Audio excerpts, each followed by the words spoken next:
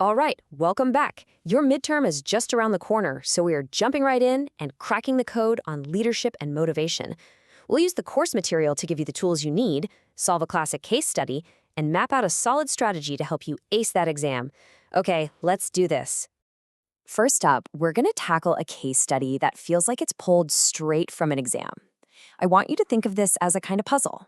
Our job is to use the theories we've learned to figure out what is really going on with our guy, Max. So here's the situation with Max. He started at the company about a year and a half ago, and for that first year, he was an absolute superstar. You know the type, super creative, always taking initiative, just a fantastic problem solver. But then, about 6 months ago, something shifted. He's gotten quiet, he doesn't contribute in meetings, and honestly, he's just doing the bare minimum. The big question is, what happened? Okay, to even begin to solve this puzzle, we need our first major tool, and it's a big one. It's understanding the fundamental difference between a leader and a manager. Trust me, they are not the same thing, and knowing why is absolutely critical for your analysis. Let's break this down, because it's pretty revealing. On one side, you have the leader. They're the ones who shape, create, and inspire. They're asking the big picture questions, like, what are we doing, and why are we doing it? Now, on the other side, you've got the manager. They're all about implementing, administering, preserving the system. They're focused on the how and the when. So here's the real key. Leaders produce change, while managers produce order. And this quote from Wajdi, it just nails it. Leadership is an active thing. It's about movement, about potential. It's not just about ticking off boxes on a to-do list. It's about genuinely motivating and inspiring people to move in the same direction. Keep that idea in your head as we think more about Max. All right, on to tool number 2 for our analytical kit, motivation. If we're going to figure out why Max's performance tanked, we first have to understand what drives performance in the first place, right? So let's dig into that. So, when you boil it all down, motivation really comes in 2 main flavors. First, you have intrinsic motivation. This is the stuff that comes from inside you. You do the work because you genuinely enjoy it, you find it meaningful, or you feel like you're growing.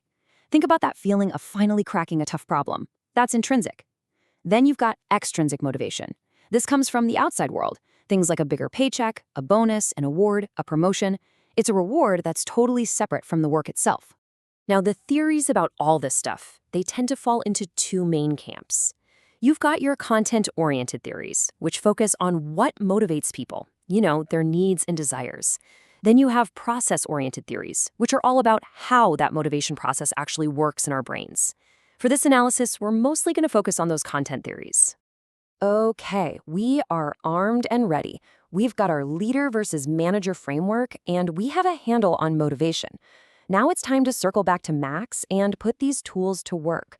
This is exactly the kind of thing you'll be doing on the exam. So let's just ask the big question straight up. Using what we know now, how can we start to diagnose what happened to Max? What are the likely culprits for him going from this super engaged employee to someone who's just checking out? This is how you start to build your answer. You can start forming hypotheses. For example, has Max's intrinsic motivation just completely dried up? Maybe the work isn't fun or challenging anymore. Or maybe we need to look at his supervisor. Is that person acting like a leader, inspiring and setting a vision? Or are they just a manager who's administering tasks? It could even be a classic Theory X situation, where the management style assumes people are lazy, which would absolutely crush a creative person like the old Max. Okay, let's switch gears and get really tactical. It's one thing to understand these theories, but it's a whole other ballgame to present your analysis clearly when you're under pressure. So here is the official advice straight from the tutorial on how you should structure your answers to get the best possible marks. This 4-step plan right here is your golden ticket. First, obviously, read the question carefully and break it down. Second, and this is so important, be selective. Don't just info dump every theory you've ever heard of. Pick the ones that actually apply. Third, and this is where you really score points, apply the theory.